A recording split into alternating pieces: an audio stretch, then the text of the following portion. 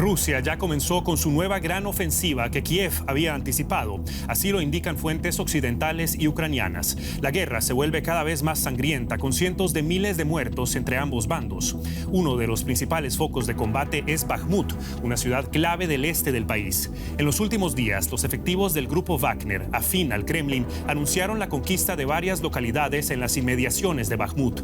El presidente de Rusia, Vladimir Putin, necesita buenas noticias desde el frente, pero esa necesidad podría convertir al fundador del grupo Wagner, Yevgeny Prigozhin, en una amenaza interna para Putin.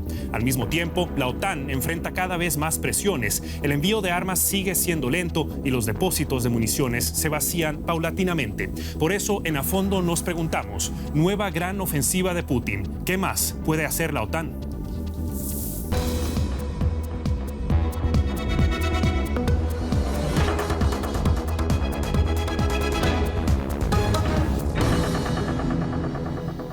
Bienvenidos al programa, los saluda Javier Arguedas. Es un gusto para mí unirme a partir de hoy al equipo de presentadores de A Fondo aquí en DW Español y lo hago en compañía de nuestros invitados del día de hoy que quisiera presentarles a continuación. José María Faraldo es profesor de Historia de la Universidad Complutense de Madrid. Stefano Casertano es escritor y columnista de política internacional para el periódico italiano Milano Finanza. Y Gemma Terés, máster en estudios de Europa del Este por la Universidad Libre de Berlín, es periodista y especializada en Europa del Este y Rusia. A los tres, muchas gracias por estar aquí hoy con nosotros. Y quisiéramos comenzar por analizar el momento en el que nos encontramos en esta guerra, porque si hay algo que hemos aprendido es a ser cautelosos con predicciones y con perspectivas de lo que está ocurriendo en el frente. Gemma, quisiera comenzar con usted.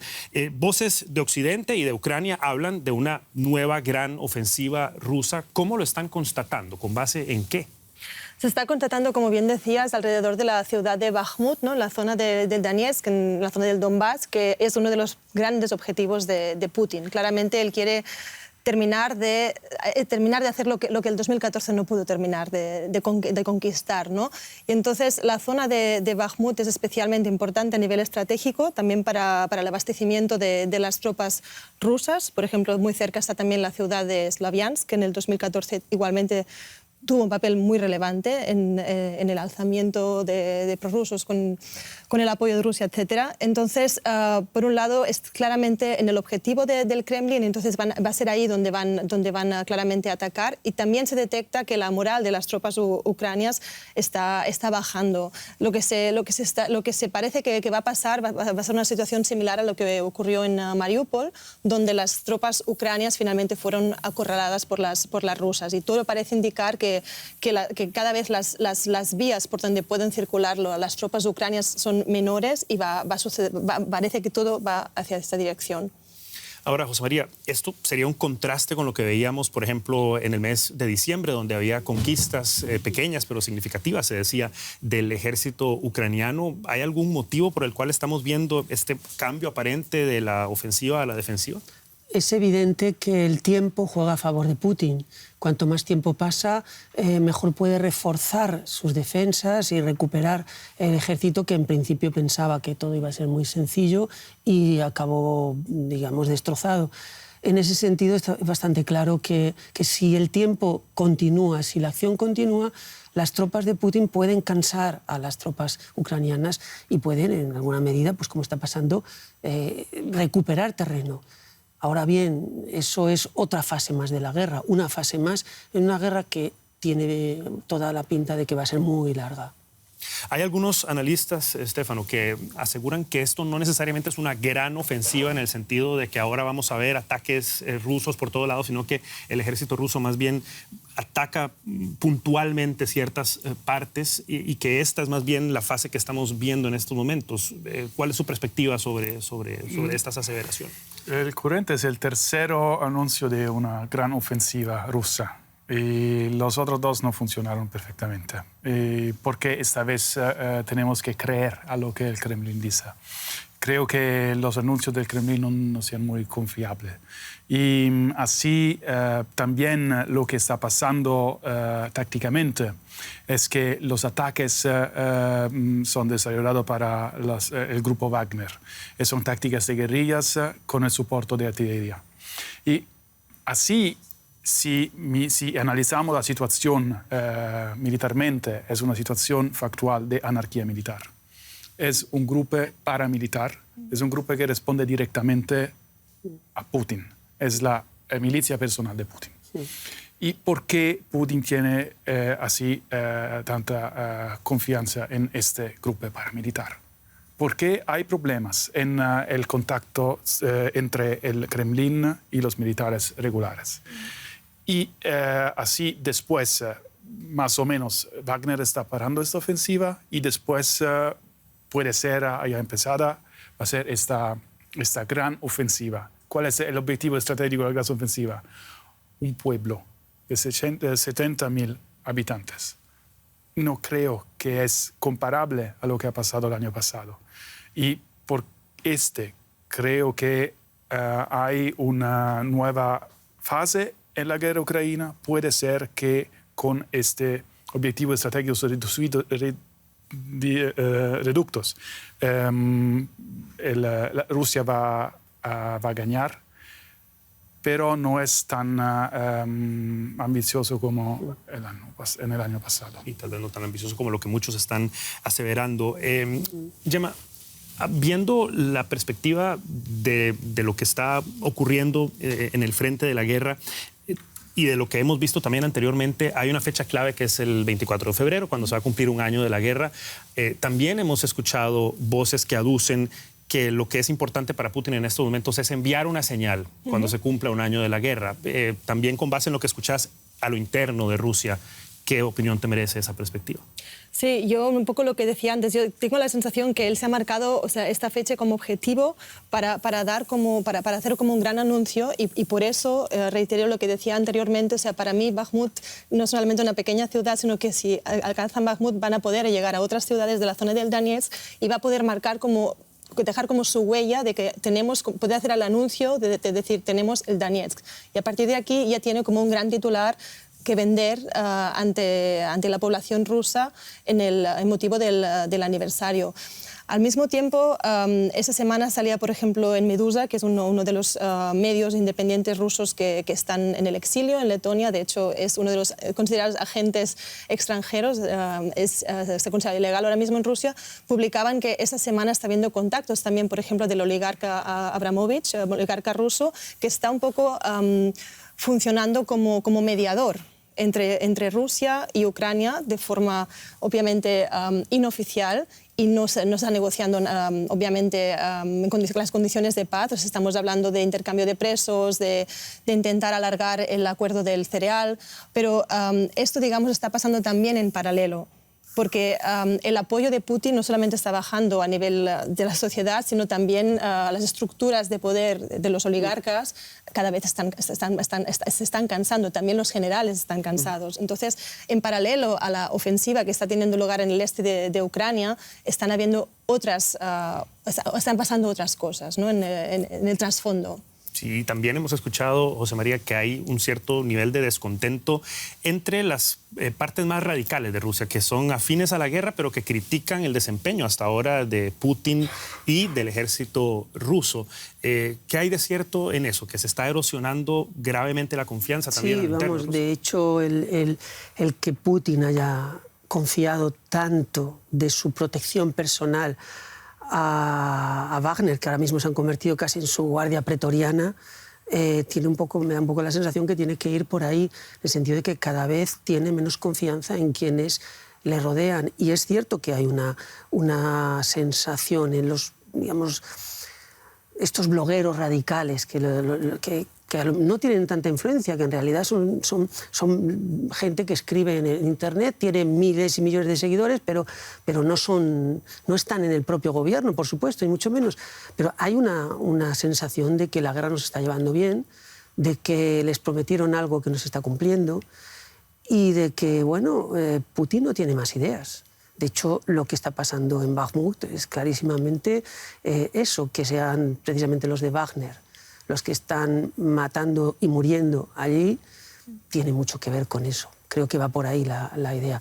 Algo está fallando, algo les está fallando en los planes. algo les está fallando y lo quieren enmendar posiblemente con grupos paramilitares. No podemos desacoplar esta discusión del grupo Wagner. Los éxitos del lado ruso frecuentemente son gracias al grupo Wagner. Esta milicia se compone de mercenarios, muchos de ellos antiguos prisioneros. Se consideran especialmente sanguinarios, pero incluso las tropas de Wagner, bien capacitadas y sin escrúpulos, han registrado innumerables bajas en el campo de batalla.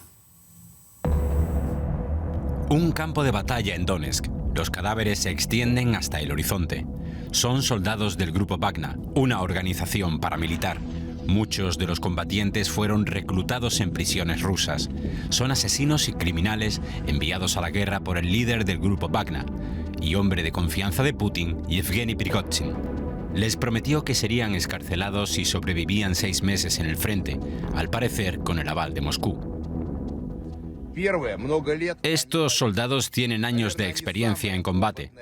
Probablemente sea el ejército más experimentado del mundo y hacen su trabajo de forma independiente.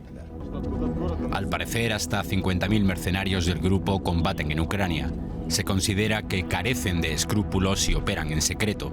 El grupo está muy activo en la disputa por la ciudad de Bakhmut. Prigozhin se ha atribuido éxitos decisivos en los combates y ha afirmado que su ejército privado es superior al ejército ruso. No obstante, asegura que no tiene ambiciones políticas. Pero parece que Putin no confía en él. Según informaciones, la cúpula militar rusa tomará ahora la iniciativa en los combates en el frente, apoyándose en sus propios soldados. ¿Se avecina una lucha de poder en el Kremlin? Eso es lo que muchos se preguntan. Stefano, ¿qué opinión le merece usted esa interrogante? ¿Va a ir realmente una rivalidad entre el ejército y las milicias privadas en estos momentos? Yo creo que en Rusia hubo un golpe de Estado para Putin. Y Wagner el año pasado tenía 8.000 efectivos y ahora tiene más que 50.000. No es lo mismo que era el año pasado. Es una organización que se encuentra fuera de las leyes, fuera de las reglas y fuera del ejército regular, fuera del Estado. Y si la guerra va a seguir por así largo tiempo, es normal que este grupo va a ganar más importancia y va a ser un competidor para el poder en el Kremlin. Putin no podría tener el poder sin el grupo Wagner. Y esto es muy peligroso. Rusia prueba otra vez de ser un post-estado. No es un estado normal, no es un estado desarrollado. No estoy hablando aquí de democracia, estoy hablando de estructura de poder. Y es más o menos estable que lo que quieren que nosotros creemos. Pero eso, por supuesto, conlleva enormes riesgos. Gemma, ¿qué lógica hay detrás de esto, de apoyar a un grupo que en principio no necesariamente va a jurarle lealtad a Putin? Sí, la cuestión es que Wagner no apareció ayer. O sea, ya llevamos muchos años con Wagner y volvemos otra vez a la situación del 2014, o sea, ya ahí estaba Wagner, ¿no? En ruso, por ejemplo, hay una expresión que se llama ich tam niet, ¿no? Que es como decir, esos que no están, o sea, es una palabra que con el tiempo se ha formado una nueva palabra para definir este tipo de grupúsculos que el Kremlin dice que no están, pero sí que están, ¿no? Y entonces durante muchos años han estado sustituyendo las estructuras reales de Rusia, ¿no? Del Kremlin. Como bien decías, están fuera de lo que es el aparato legal, pero sí que se abastecen de material del Ministerio de Defensa. O sea, todo es un entramado complejo. También, o sea, Prigozhin, que también se le conoce como el cocinero, porque tiene entre muchos otros negocios, por ejemplo, lleva el restaurante del Parlamento ruso, por eso se le conoce como el cocinero. Él es un empresario, un businessman, que tiene varios negocios. Y entonces, desde el Kremlin se han atribuido varios contratos, también de obras, por ejemplo, a subempresas de Prigozhin. Entonces, el entramado es mucho más complejo que simplemente decir es un grupo de paramilitares que tiene una relación, yo diría, de odio y amor entre ellos y el Kremlin, no entre ellos y el ejército ruso. Y además, o sea, Wagner han jugado un papel esencial en Siria, por ejemplo, en África, o sea, especialmente en la República Centroafricana, en Mali.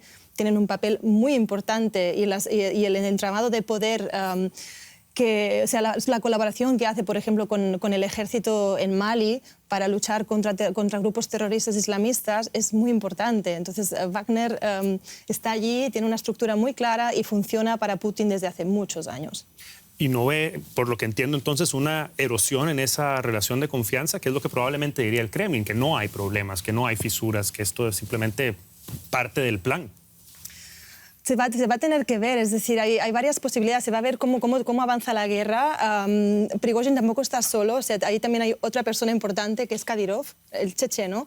Entonces, entre Kadyrov y Prigozhin podría, o sea, una posibilidad podría ser que se rebelaran en contra de Putin en función de cómo avance a partir de ahora la ofensiva. Hay varias opciones, esta sí, claro, es una de las posibilidades. Ahora, José María, un aspecto, por supuesto, importante es que aspiraciones políticas pueda tener Prigozhin, el líder del grupo Wagner. Él dice que no, como pues veíamos. Evidentemente no podemos saberlo, no podemos saber exactamente qué es lo que quiere, pero da toda la sensación de que están creciendo sus ambiciones. Lo que estamos viendo en los últimos tiempos es claramente un crecimiento de aspiraciones de Prigozhin. No solo, además, me da la sensación de que Putin está mostrando debilidad cada vez más. No sabemos muy bien si es porque se sienta enfermo, como están diciendo, o porque haya otros aspectos, o porque no tenga un proyecto de país ya más allá de lo que hemos visto, que es también posible. Pero parece evidente que hay ahora mismo en el Kremlin varios actores intentando algo. Uno de ellos, el más importante de lo que vemos, por lo que vemos por aquí, claro, de lo que sabemos, es Prigozhin, el otro es Kadyrov, como muy bien ha dicho Gemma, pero hay algunos más y no sabemos qué pasa con el ejército tampoco. ¿Y quién está en el ejército? Hay mucha. En el ejército, por lo que sabemos, hay bastante rabia con algunas cosas que han pasado. El constante echar fuera y expulsar a los oficiales, a los generales, el cambiarlos una y otra vez, creo que ha herido muchas sensibilidades dentro del ejército. Entonces, no sabemos a dónde va a ir eso. Sí. Sí, en ese sentido que me parece importante lo que dices, porque hubo, por ejemplo, el cambio de Sirovikin, el que se llamado General Armageddon, que es el que antes estaba en Siria, ¿no? que fue, creo, entre octubre y enero estuvo al mando, ¿no? de las tropas rusas en Ucrania. Muchos titulares en su momento. Exacto. Todo el mundo estaba muy asustado de lo que iba a pasar. ¿Sí? Bueno, porque un poco hizo la misma estrategia que en Siria, ¿no? O sea, los objetivos eran objetivos civiles y se dedicó a bombardear la infraestructura, ¿no? Por ejemplo, energética de Ucrania, lo hemos estado viendo. Entonces, pero llegó un momento en que lo cambiaron en enero y esto no gustó. Sí. Entonces, esto me parece un punto muy importante. El desarrollo más peligroso para Rusia es que parece que Putin esté imponiendo su estrategia personal, militar personal. Y no es un hombre de conocimiento, de cultura militar.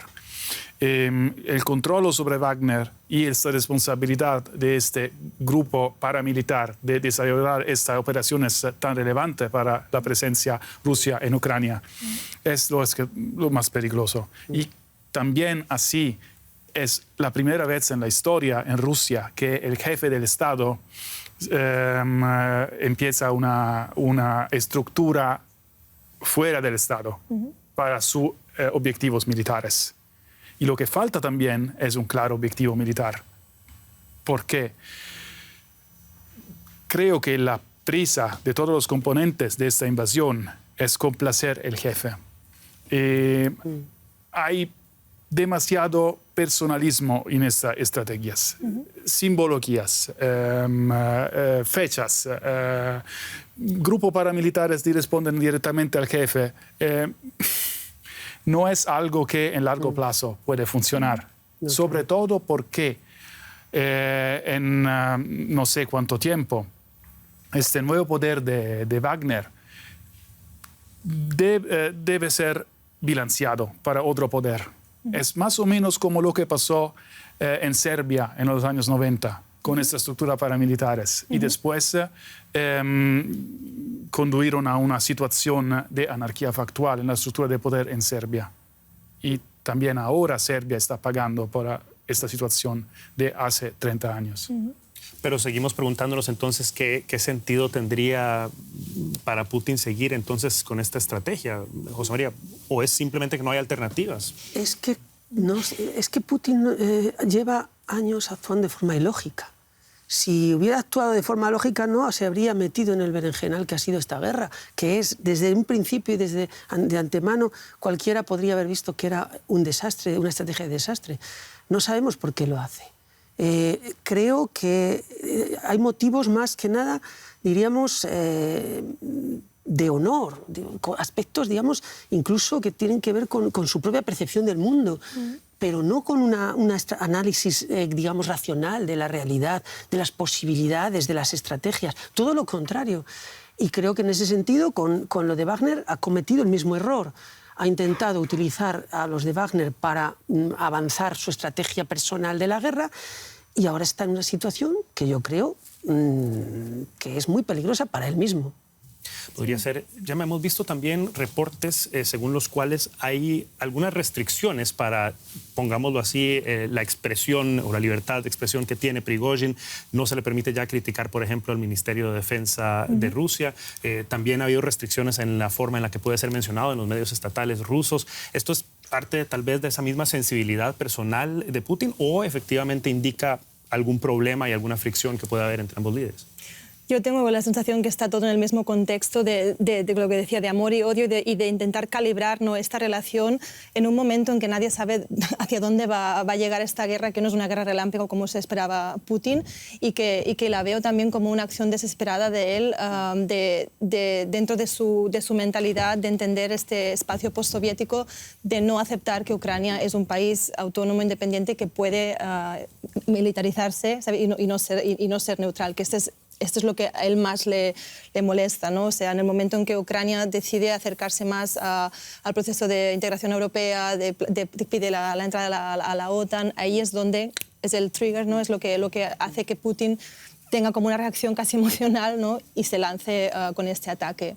Y eso nos lleva precisamente al otro aspecto, al otro lado de esta guerra. Y quien la gane se decide, dicen muchos, sobre todo en el campo de guerra. Muchos observadores internacionales hablan de un momento decisivo en la guerra de Ucrania.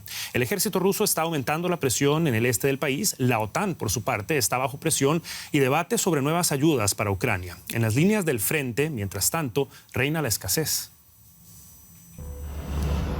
Misiles, aeronaves o tanques.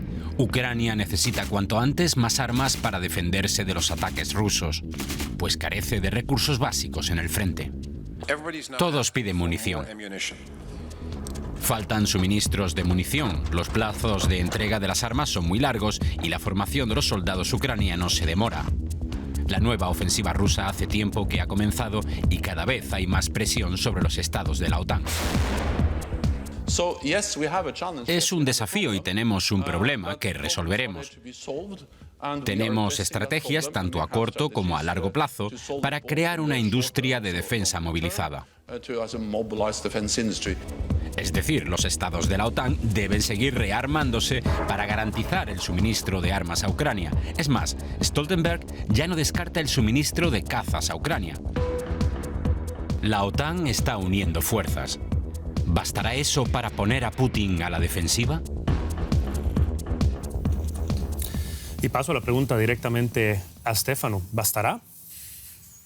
Creo que ahora nos encontramos en una fase de holgura en el conflicto, porque los almacenes se están agotando y es normal. Y después las líneas productivas de material bélico tienen que organizarse nuevamente. Y es también muy peligroso porque después de esta fase hay todo el presupuesto porque el conflicto pueda durar más largo. Y así se habla de una gran ofensiva también, pero tenemos que hablar de cuál tipo de gran ofensiva, con cuál armamentos. Ahora a los rusos quedan solamente misiles, más o menos, solamente. Hay otros misiles también, pero el modelo que más tienen en una cantidad más larga es el S-300, que son misiles de 30 o 40 años, que tienen 30 o 40 años y también tienen muchos problemas con su nuevo jet porque los nuevos modelos no son eficientes y así hay todas las pruebas que el armamento tecnológico del Occidente es más superior que el armamento de Rusia. Y esto es lo que ha demostrado este conflicto. Pero se está acabando, por lo menos eso es lo que hemos escuchado, no por primera vez, de hecho, José María. Es cierto que en cierta medida estamos viendo límites a la cantidad de apoyo que se le puede otorgar a Ucrania. Estamos viendo límites clarísimamente y de hecho buena parte de los discursos políticos de los últimos tiempos prometiendo ayuda y no sé qué, pero al mismo tiempo empezando a hablar ya de posibilidades de negociación y no sé qué, que surgen incluso en el propio Estados Unidos, bueno, pues creo que van por ahí. Creo que hay un cierto cansancio occidental, y lo cual es terrible y tremendo, porque es evidente que esta guerra puede seguir durante años si Rusia no pone toda la carne en el asador, como yo creo que lo está haciendo, no lo está poniendo todo. Puede mantenerlo como un conflicto abierto años, si quiere, y claro, y acabar por cansar, digamos, a las poblaciones occidentales. No sabemos muy bien qué pasará. Creo que ahora mismo la pelota está en el Kremlin. ¿Qué pasará en el Kremlin? Si Ucrania consigue convencer a la OTAN de que siga aportando armamento, creo que algo pasará en el Kremlin y tiene que pasar. Pero si no, el conflicto puede durar años. Pero yo también creo que la clave está en Estados Unidos, ¿no? Como ahora lo mencionabas, o sea, porque a nivel de apoyo militar, al final, o sea, lo que apoya a la Unión Europea es un 10% de lo que apoya a Estados Unidos. O sea, ellos al final son los que marcan el camino, la nota y marcan los tiempos, ¿no? Porque cuando la presión encima de Scholz no paraba de crecer por el tema del envío de los tanques Leopard 2A, hasta que Estados Unidos no dijo vamos a mandar los Abrams, Scholz no se decidió y eso no fue una casualidad. No, y también es muy interesante observar las coreografías, ¿no?, de relaciones internacionales que se han llevado a cabo los últimos meses, ¿no?, que casi siempre es el eje París, Washington, Berlín. Y aquí está también, creo, la clave, no solamente en el Kremlin. O sea, ellos también van a marcar las pautas. Y a tu pregunta, yo creo que sí, que hay muchas promesas, pero que a la práctica se ha demostrado que la OTAN no está a la altura. Pero no está a la altura porque se han puesto las pilas ahora, o sea, hace un año. O sea, creo que fue la última legislatura de Merkel, creo que era el 2019, ella prometía que Alemania quizá llegaría al 2% de inversión, o sea, el 2% del Producto Interior Bruto destinado a gasto militar, a la aportación de Alemania hacia la OTAN, que este objetivo quizá Alemania lo alcanzaría en el 2030. O sea, y ahora esta semana oíamos a Stoltenberg decir el 2% no es suficiente. Entonces, y también en el 2019 Macron decía que la OTAN había muerto de paro cerebral, ¿no? O sea, que estaba muerta como organización. Entonces, si te despiertas tarde, no puedes esperar que realmente las cosas funcionen, ¿no? Entonces, ahí ha habido un fallo claramente de estrategia. Un fallo que claramente podría beneficiar a Rusia si esta guerra se mantiene por un plazo más largo. Eso es lo que dice la mayoría. Sí, claro, pero también es triste, pero tengo que decirlo. En un sistema capitalista la guerra puede ser muy profitable para la industria militar de los países occidentales. Si vamos a ver los planos de inversiones de las industrias más largas en este sector, son muy ambiciosos, porque hay solamente la producción de material bélico como proyectiles o misiles, también la producción de elementos militares como, por ejemplo, los tanques. Y hace, creo, 10 años se pensaba que los ejércitos modernos no necesitaban más tanques. Porque ¿quién podría pensar que un país desarrollado empezaba una guerra de invasión territorial en Europa? Es una absurdidad, obviamente. Y así, ahora creo que los países occidentales empiezan a pensar que la guerra puede ser también profitable Y tenemos también que recordar que entre 1939 y 1945 la economía americana se pasó de 88 millardos de dólares hasta 135. Un crecimiento increíble en los años de guerra. ¿Por qué? Porque la industria militar es muy profitable. ¿Es esa quizá entonces la clave, Gemma, de lo que vamos a ver en el desarrollo de las prioridades de la OTAN y de Estados Unidos? Totalmente, ¿no? Y se está viendo. O sea, para reforzar tu idea, por ejemplo, un país importante también y del que no hemos hablado es Moldavia. O sea, también Moldavia creo que incrementó del 2020 al 2021 más 75% su inversión militar, porque obviamente es vecina de Ucrania. Tiene Transnistria, que es este protectorado, este enclave ilegal con tropas rusas que lo controlan. Se ha hecho muchas veces una analogía con Ucrania, correcto, de hecho, sí. Que además desde ya el año pasado es candidato oficial a la Unión Europea, es decir, tiene todos los elementos para que Putin vuelva a reaccionar de forma emocional y quizá inicie allí el nuevo ataque, ¿no? Entonces, claro, o sea, la reacción y los deberes que está haciendo la OTAN es invertir en armamento, sí. También se habla de que un aspecto decisivo para ver el transcurso de la guerra va a ser hasta qué punto y qué tipo de armas proporcione la OTAN. Hemos visto muchas líneas rojas que no se han respetado y que cada vez hay armamentos más sofisticados y también de mayor capacidad de ataque. Yo tengo mis dudas, ¿eh? Yo creo que se ha hablado mucho, se han hecho muchos discursos, se han prometido muchas cosas, pero yo no creo que estén llegando. Desde luego, no en la medida en la que se ha prometido, en la medida que sea necesario. Me da la sensación a mí de que la OTAN, incluso la OTAN, se está guardando las mejores armas. Me da la sensación de que no hay una intención de verdad de permitirle a Ucrania un armamento especialmente moderno. Hay algunos aspectos, hemos visto algunas, sobre todo defensivos, sobre todo, pero en el aspecto ofensivo yo creo que no se ha cumplido absolutamente nada. No digo que sea bueno o malo, sí, simplemente que no hay una voluntad, en el caso occidental, de convertir a Ucrania, digamos, en una parte de un conflicto, digamos, desde el punto de vista de la OTAN. Que la OTAN también participara, podríamos decir. No lo veo. Con justa razón, quizá porque no se quiere provocar a Rusia a un punto en el que pueda también utilizar armas nucleares, que no hay que olvidar que es una potencia nuclear. Por lo que estamos viendo, no tengo muy claro que eso sirva de nada, porque cualquier aspecto, cualquier incluso discurso es convertido en Rusia, en cualquier caso, en una parte de su herramienta de propaganda. En ese sentido, no creo que haya mucha diferencia entre una cosa y otra. Si Rusia decide por fin lanzar armas nucleares, no creo que tenga mucho que ver con lo que haga o no haga Occidente. Tendrá que ver con sus posiciones estratégicas o con, repito, con esa extraña idea de que bueno, pues no hay que racionalizar la política internacional, pues lo que está pasando.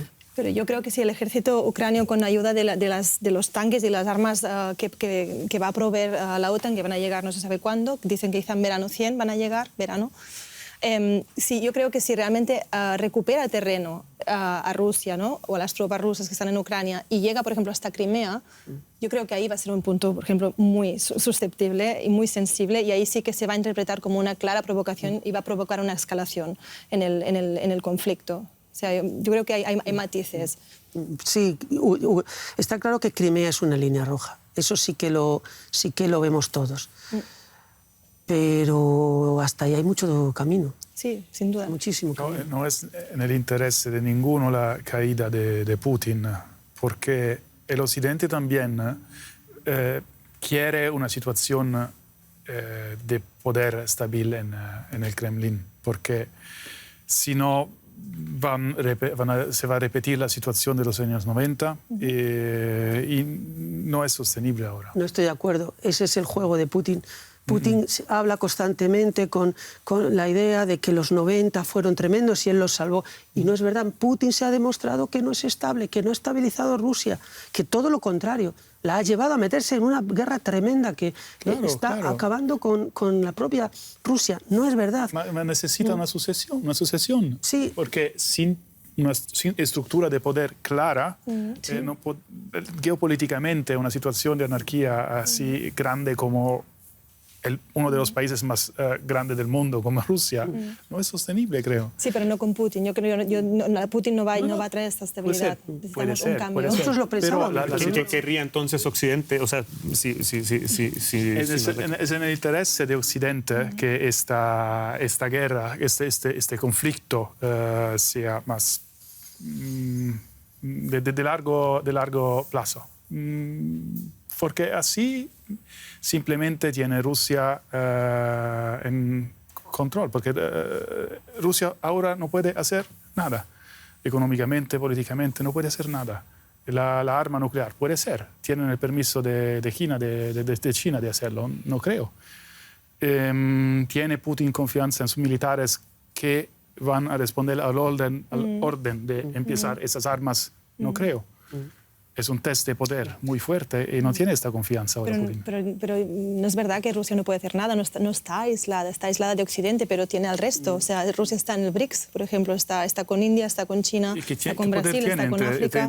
Entre ese sistema? ¿Qué poder tiene? ¿Qué puedes imponer? China tiene muchos recursos, pero, como dices, o sea, los recursos y tiene mucho creo que es dependiente de ese sistema, no es líder de ese sistema. Lo que se ha constatado mucho es que en todo caso es más resistente de lo que muchos pensaban, sobre todo también económicamente, ¿verdad? Pero y la pregunta es qué tanto se podría sostener. Es resistente para el elemento económico y capitalista de sus estados, porque los expertos, los consejeros de Putin reorganizaron la economía porque sea una economía de guerra y funcionó. Las primeras previsiones decían que la economía sería bajada del 30% el primer año de guerra y no pasó. Creo que se bajó de 4 o 5%, es todo. Muy poco, sí. Y así es mucho más resistente de lo que pensábamos, eso es claro. Sí.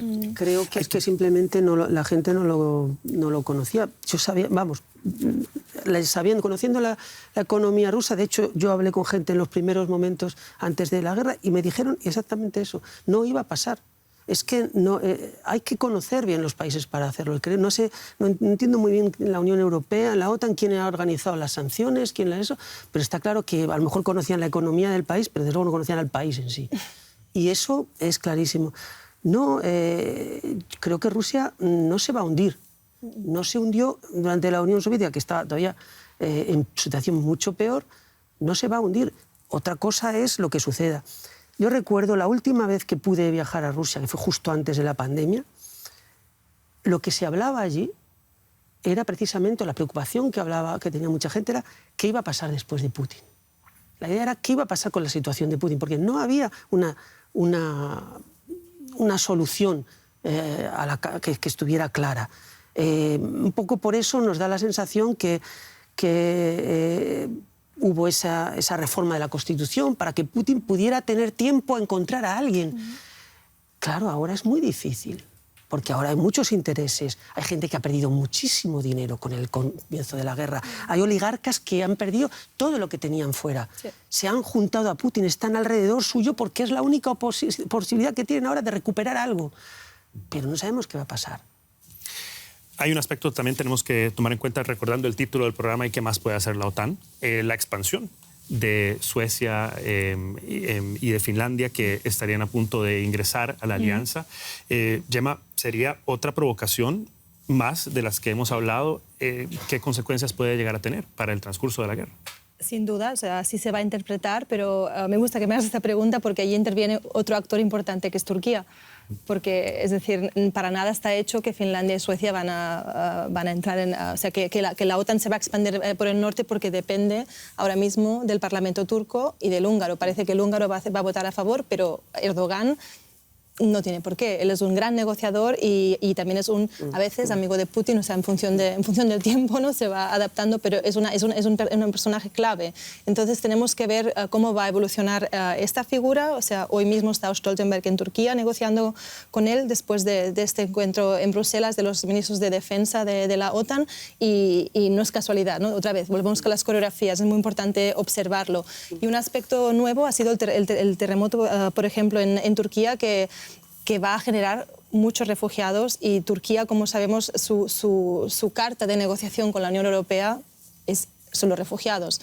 Entonces, ha ganado un elemento más de negociación y de hacer presión hacia la Unión Europea y de mover los intereses y las firmas, ¿no?, hacia una dirección o la otra. Y Turquía este año está de año electoral, entonces Erdogan es un personaje al cual no debemos perder de vista. Conflictos que habían estado en el frente de la problemática de Europa, que se olvidaron un tiempo, pero que muy probablemente van a resurgir.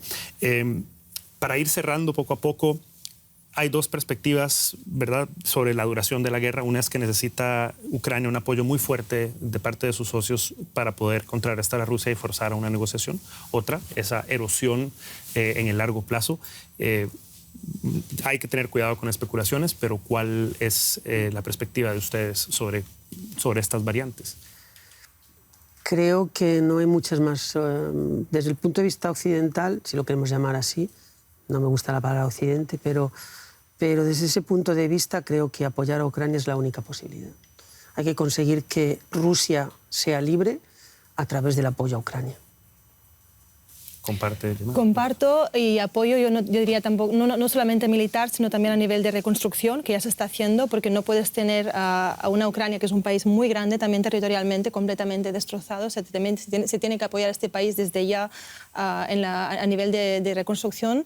Y también desde aquí el apoyo a todos los disidentes rusos, ¿no?, que están en el exterior, que están en el exilio y que pueden ser la clave de este cambio en el país, que es un país grande y que sigue siendo parte de Europa, que a veces nos olvidamos de esto. Sí, y que quiere ser cada vez más cercano, por lo menos a los países de por acá. Stefano, su perspectiva. Los resultados de esta operación militar especial de Putin son la rusofobia y los intelectuales ucranianos dicen que necesitamos más rusofobia, los que dicen en una entrevista sobre la New York Times, el New Yorker.